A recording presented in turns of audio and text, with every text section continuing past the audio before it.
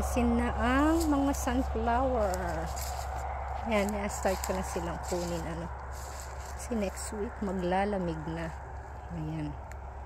So, kunin na natin sila.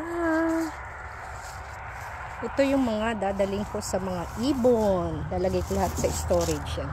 Para sa winter meron silang pakain. Tapos yung iba sa field, hayaan ko muna yan. Maubos ng mga ibon. Tapos ito, nag-save ako ng sa akin for next year. Yan.